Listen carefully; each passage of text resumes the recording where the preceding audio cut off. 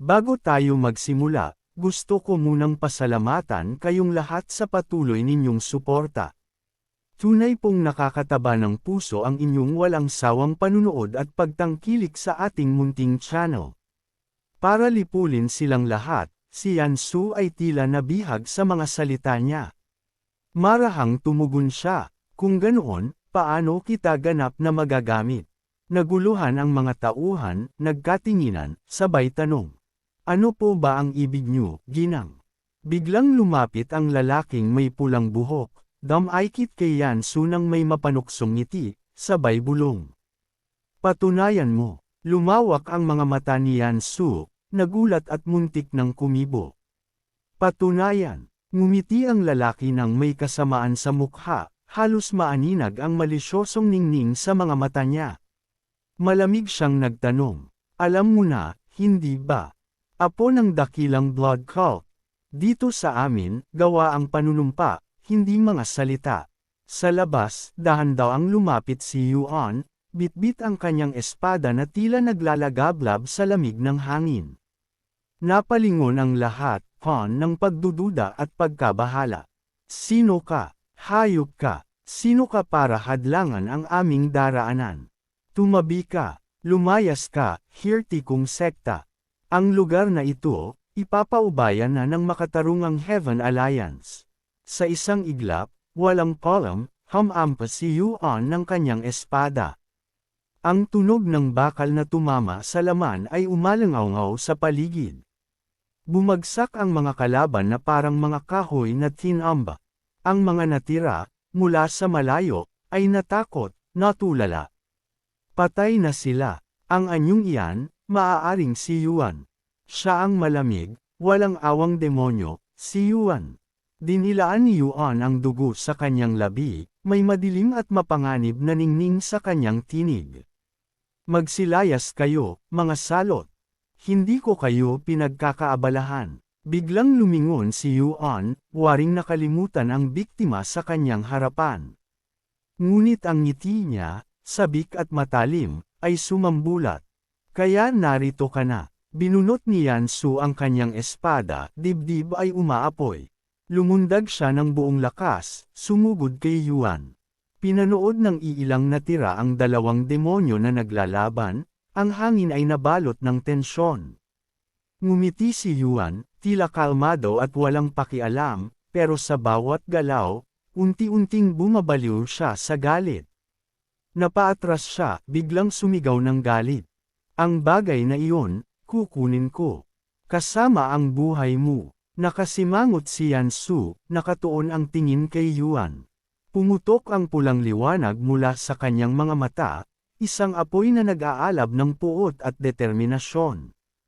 Nanlaki ang mga mata ni Yuan, hindi makapaniwala, sa isang iglap, naputol ang kanyang ulo sa kamay ni Yansu. Natatanggal ang hininga ng mga nakatitig. Ang mga natitirang buhay ay natulala, parang mga estatwa. Isang hagod lamang ng espada, at nahulog ang ulo ni Yuan. Why yun ay, halimaw. Ngayon lang sila tunay na natakot. Nangangatog ang mga katawan habang tanong sa sarili. Paano natin siya matatalo? Malakas siya dahil sa mata ko na demonyong espada. Oo, ang demonyong espada ang nagbigay sa kanya ng kapangyarihan. Kailangan nating agawin ang demonyong espada mula sa kanya. Wala nang ibang paraan. Ang muling pinagpulang demonyong espada. Ano pang hinihintay mo? Patayin mo na siya. Bahagyang ngumiti si Yansu, malamig at mapait, isang ngiting puno ng pangungutya. Kaawa-awang mga gamo-gamo, lumilipad patungo sa apoy. Pagkasabi nito, itinaas niya ang kanyang espada. Isang banayad ngunit matalim na galaw ng talam ang dumaan, kasabay ng mga ubo at daing ng sakit na umalangaw sa paligid. Maawa ka, cough, hope. Nakatago sa bubong, pinanood ng ating bida ang lahat ng ito. Hindi na ito magtatagal, bulong niya sa sarili. Lumingon siya kay Shinharan at tanong. Hinihintay mo ba ang taong iyon? Umiling si Shinharan. Imposible. Umalis na ang taong iyon mula sa Namsang kaninang. Umaga para sa ibang misyon. Ngunit biglang narinig ni Yansu ang isang kakaibang tunog at tumingin pataas sa bubong. Napatingin ang ating bida pababa, at naramdaman ang lamig ng takot. Tapos na, nakita na niya ako. Tumawa ng baliw si Yansu, mabilis na lumipad pataas, puno ng puot at pagkasindep. Naglabas ng espada ang ating bida, may pangambang tinanong si Shin Haren. Ginang, pakipigilan ang sinumang papasok sa gusaling ito. Nagulat si Shin Haren. Huwag mong sabihing mag-isa kang lalaban, binatang Ginoo Son. Hindi na siya naghintay pa. Tumalon ang ating bida pababa, harap-harapan kay Yansu. Nagtagpo ang dalawang espada, ang metal ay kumalabog sa malakas na hampas.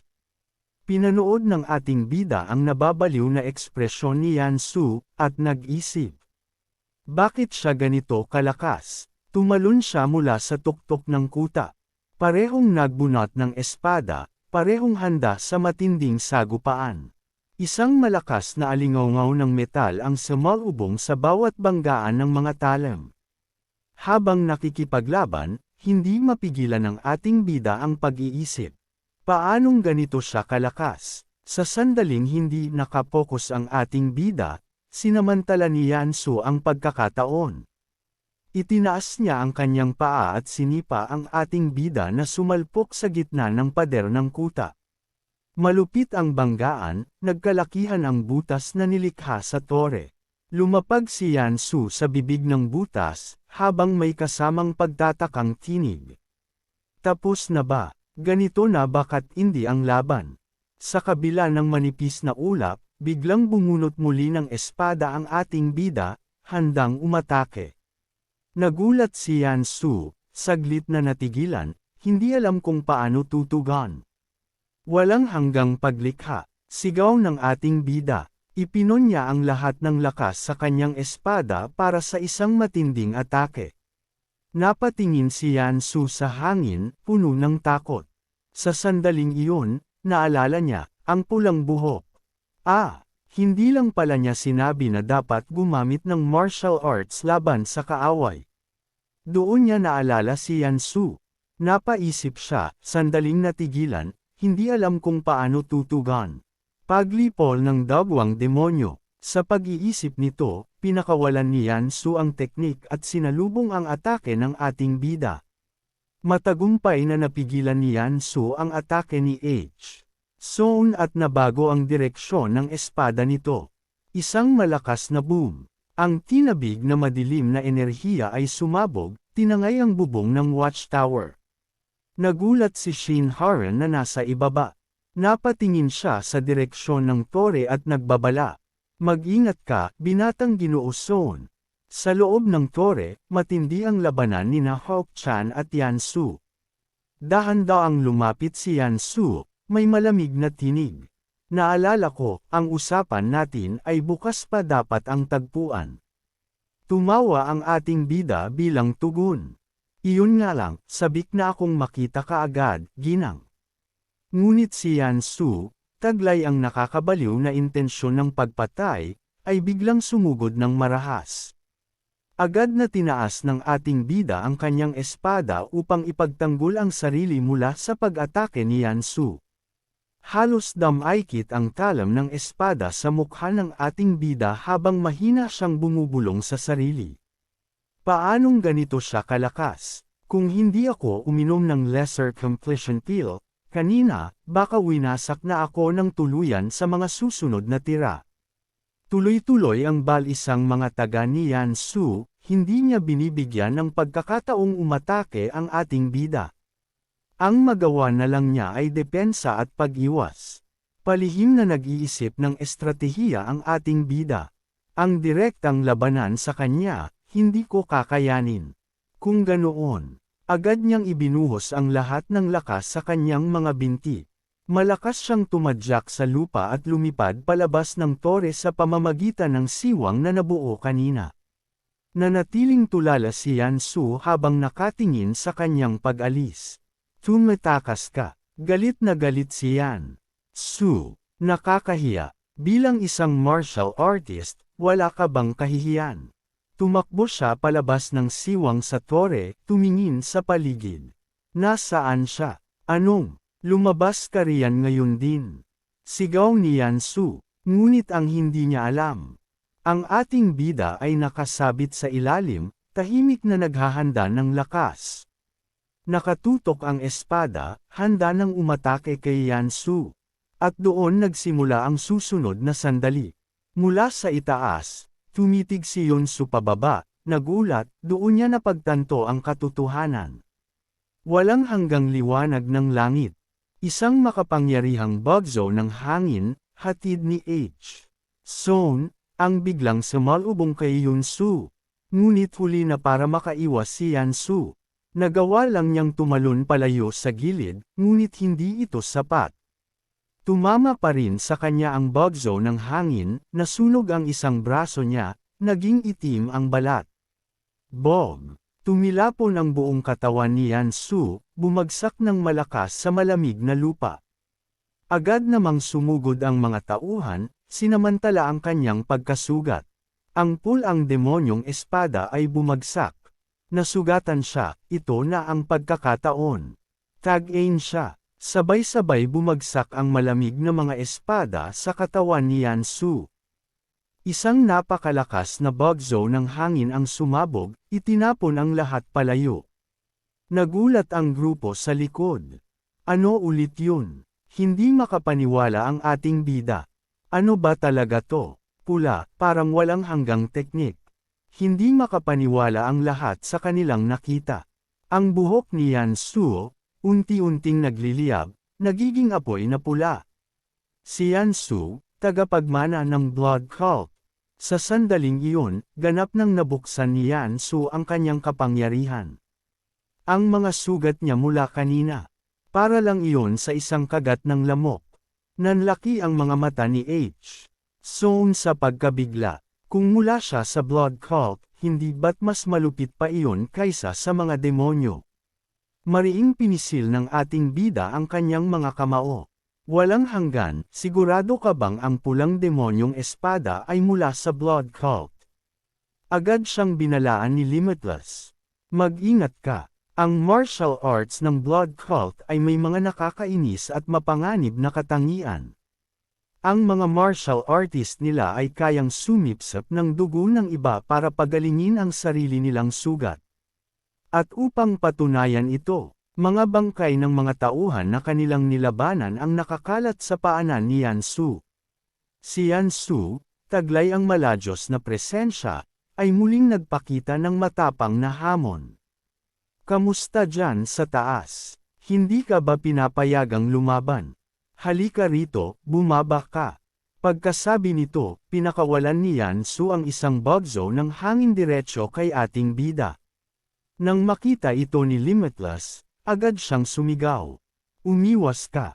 Kalma at mabilis ang galaw ng ating bida, nakaiwas siya ng husto.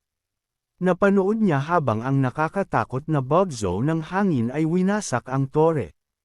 Isang matalim na talam ang humiwalay sa tore, hati ito na parang tofu. Napabulalas ang ating bida. Nagising ako sa katotohanang iyon. Ang kanyang buhok, ang lakas niya bilang martial, ay lalo pang sumiklab, parang apoy na hindi mapigilan. Daang-daang mga tauhan ang sumabog mula sa bubong ng tore, nagdulot ng gulo na ikinagulat ni H. Son. Mula sa nawasak na banta ng lupa at bato, muling lumitaw si Yansu. Parang walang nangyari, ang mga guho sa paligid ay tila toyo lamang sa kanyang presensya. Ang ating bida, sa pinakamabagsik niyang paraan, ay napilitang gamitin ang Limitless Revival, ngunit sa kabila nito, tila walang epekto ang kanyang mga lakas laban sa kapangyarihan ni Yansu. Winarak ni Yansu ang atake ng ating bida. Sa sobrang gulat, halos damaykit ang talam ng espada ni Yansu sa mukha ng ating bida. Bumalik sa isipan ng ating bida ang mga nangyari. Parang isang mabangis na tigre ang walang tigil na humahabol sa kanya. Pessimistic alay, bulong ng kanyang puso. Tapos na ako. Patay na ko. Rumble, rumble. Sumabog ang hangin sa atake ni Yan Su, winasak ang lahat ng nasa paligid, mga bato, bakal, at lupa ay napasingaw. Isang matinding pulang liwanag ang sumirit paitaas, tila nagbabanta sa langit. Matapos ang lahat, nakatayo si Yan Su, pinagmamasdan ang mga nasirang paligid at mga kalaban na nawasak. Hingal na hingal, bulong niya na parang sumpa. Patuloy kong ginagamit ang blood destruction, at unti-unting nauubos ang lakas ko. Kung magtatagal pa ako rito, mas maraming tao ang maaakit, at baka matalo ako sa huli. Kailangan ko nang tapusin ito. Kailangang manalo. Matapos patayin ang pinakamalakas, makakawala rin ako. Simulan natin sa iyo, bida. Mula sa ulap ng alikabok at ambon, pilit na sumuporta sa sarili ang ating bida gamit ang kanyang espada. Ang dahilan kung bakit buhay pa siya. Male lead halo, isang lihim na kapangyarihan na pumipigil sa kanyang tuluyang pagbagsak. Habang humihingal, naisip niya, kung naging mas mabagal pa ako, sigurado akong patay na ako ngayon. Ito ang unang beses sa buhay ko na naramdaman kong may kalabang tumitig sa leeg ko, na parang naghihintay lang na patayin ako. Ang bigat ng presyong ito. Tumingin siya kay Yan Su, na ngayon ay nagpapalabas na ng nakakamatay na enerhiya. Ang aura niya ay parang apoy na papatay sa sinumang lumapit. Nawalan na ng kontrol si Yan Su, sumigaw siya, puno ng galit at babala. Ngayon, sasabihin ko ito sa huling pagkakataon, pumili ka, susunod ka sa akin, o mamamatay ka. Tahimik ang ating bida, ngunit sa loob ay matatag na nagplano. Kailangang samantalahin ko ang pagkakataong ito, hindi ako pwedeng sumuko ngayon. Kahit sagalin ko, ito lang ang natitirang paraan. Napangiti ang ating bida, parang tinatanggap ang kanyang huling hakbang. Tumayo siya, at tinawag si Yan Su ng buong tapang. Ginang, tingnan mo ako. Ngumiti ang ating bida ng maliwanag, kahit puno ng dugo ang kanyang mukha. At sa kamay niya, may hinugot siyang karayom na parang lihim na sandata. Hindi may pinta sa mukha ni Yan Su ang kanyang nararamdaman habang matiag ang tinatitigan ang ating bida. Ano ito? Bulong niya na may halong takot at pagkabigla. Ito ay sinaunang sining ng acupuncture, ang acupuncture ng buhay at kamatayan. Tahimik na binuksan ng ating bida ang mga portal, sa loob ng kanyang katawan. Isang matalim na karayom ang maingat niyang ipinabaon hanggang sa puso, isang sakit na parabang sinasakal ang kanyang kaluluwa.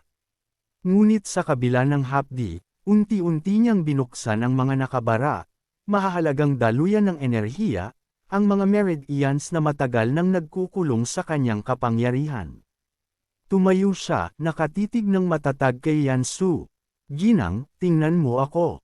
Ngumiti siyang maliwanag, parang apoy na patuloy na naglalagablab, kahit duguan at sugatan.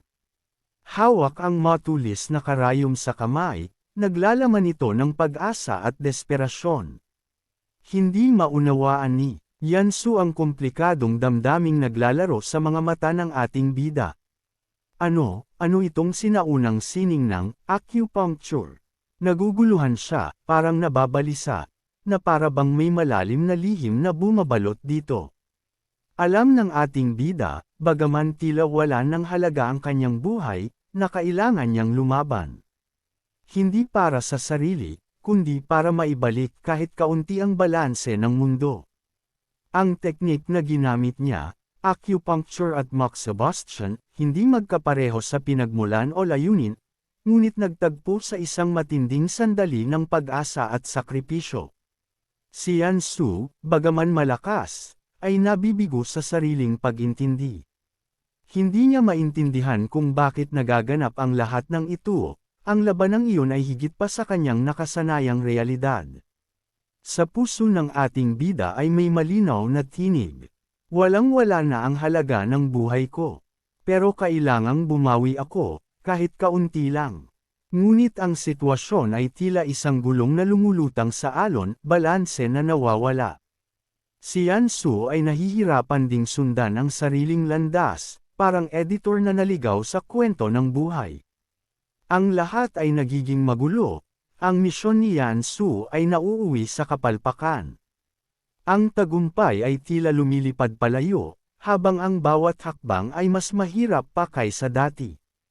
Hindi alam ni H. So ng bigat ng trabahong kanyang pinasok, isang landas na puno ng panganib at pagdurusa. Hindi niya inasahan na ito ay magiging ganito kasama, na sumabog sa kanyang mukha ng bigla. Ang ating bida ay tila talunan sa panlabas, naubos, desperado, at nasa bingit ng pagkawasak. Kakaunti na lamang ang oras niya para tapusin ang lahat ng dapat gawin, at sa loob ng kanyang puso, alam niyang wala ng ibang pagpipilian. Hindi masaya ang ating bida sa kanyang trabaho, hindi sa sahod, hindi sa hirap. Ngunit kahit pag-ubo ng sariwang dugo, pilit siyang bumabangon, lumalaban. Tiisin ko pa, at ilalabas ang lahat ng natitirang lakas. Isang sigaw ng loob, limitless heaven. Sa isang marahas na galaw, ibinuhos ng ating bida ang buong lakas, isang pababang taga ng espada na puno ng sigla at determinasyon. Dalawang naglalaban ng puwersa ang nagbanggaan, isang enerhiya na halos sumabog sa paligid. Sino ang mananaig? Sino ang magwawakas sa labanang ito? Rumble, sunod-sunod na pagyanig ang umalangaw sa kalangitan at lupa. Ang mundo ay tila gumagalaw, nanginginig sa tindi ng sigalot. Sa huli, ang puwersa ng ating bida ang nagtagumpay, isang tagumpay na puno ng sakit, pag-asa, at isang simulan ng panibagong yugto. Takot at napamura ang ating bida. Lintik na yan. Sa isang mabilis at matinis na galaw, winasak niya ang puwersa ni Yansu. At sa parehong sandali, naputol ang kanang braso ni Yansu na may hawak ng espada. Nanlaki ang mga mata ni Yansu sa matinding pagkabigla. Dumampot siya sa sugat, nanginginig ang katawan habang ang braso niya ay malakas na bumagsak sa lupa, may kasamang malakas na tunog na kumalat sa paligid. Sumisigaw siya, ang sakit ay halos bumiyak sa kanyang katawang lupa. Hingal na hingal ang ating bida, ngunit ang nangyari ay hindi tugma sa kanyang plano. Ang leeg ang tinarget ko, paano naging braso ang naputol? Para bang nanlalata ang utak niya sa pagkabigla. Biglang nagmadaling sumugod ang mga tauhan ni Yansu, sabik na samantalahin ang pagkakataon. Ang Scarlet-Eyed Demon Sword ay sugatan. Patayin siya. Patayin ang halimaw na yan. Ngunit sa gitna ng sigawan at kaguluhan, isang naglalakas loob na ipu-ipo ang biglang hamarang. Napahinto ang mga tao, nagulat at naguluhan. Freya, isang buhawi ito. Habang nilalabanan ng ating bida ang malakas na hangin, tinakpan niya ang kanyang mukha at tumindig ng matatag. Ngayon, lalabas ang tunay na kalupitan ng Scarlet-Eyed Demon Sword. Mula sa gitna ng nagngangalit na buhawi, bumaba ang isang malamig at mabagsik na tinig.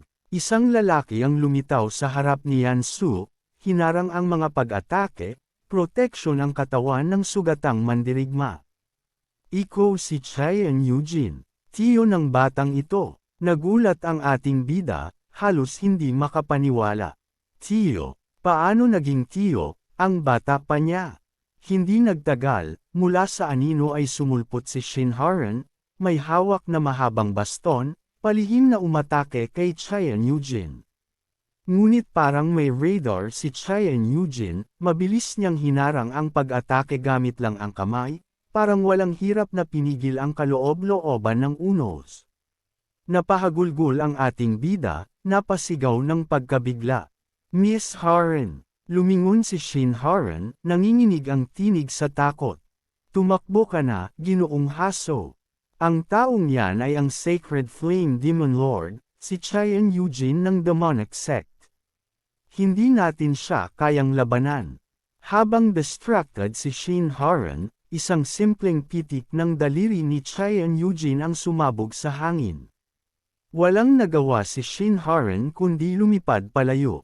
Sa malakas na pagbangga sa pader, nagkalat ang alikabok at mga bato, may malalim na uka na naiiwan sa dingding. Binibini, panipi, gustong lumapit ang ating bida upang tingnan ang lagay ni Shin Haren. Ngunit, mula sa likuran niya, lumabas ang malamig na boses ni Chayan Eugene. Magaling kang pumili ng kasama. Handang isakripisyo ang sarili para mailigtas ka. Gusto ko ang mga taong ganyan. Pagkatapos, dagdag niya, huwag kang mag-alala sa babaeng iyon. Hindi siya patay. Ayokong pumatay, lalo na kung wala namang galit. Tahimik na pinagmasdan ng ating bida si Chayan Eugene, na naglalabas ng nakakatakot na aura na parang apoy na malamig. At sa puso niya'y sumagi ang tanong. Ito ba talaga siya? Totoo ba talaga, ang taong yun ang Sacred Flame Demon Lord? Naglalabasan ang takot at pagdududa sa isipan ng ating bida habang tinatanaw si Chayan Eugene, ang misteryosong lalaking may naglalagablab na aura. Biglang tumunog ang tinig ni Yan Su, may halong pag-aalala at pagkabahala. Uncle, Uncle, dahan daw ang lumuhad si Chayan Eugene, at sa isang malamlam na kilos, hinaplos ang ulo ni Yan Su, parang isang ama na pinipigil ang damdamin ng kanyang pamangkin.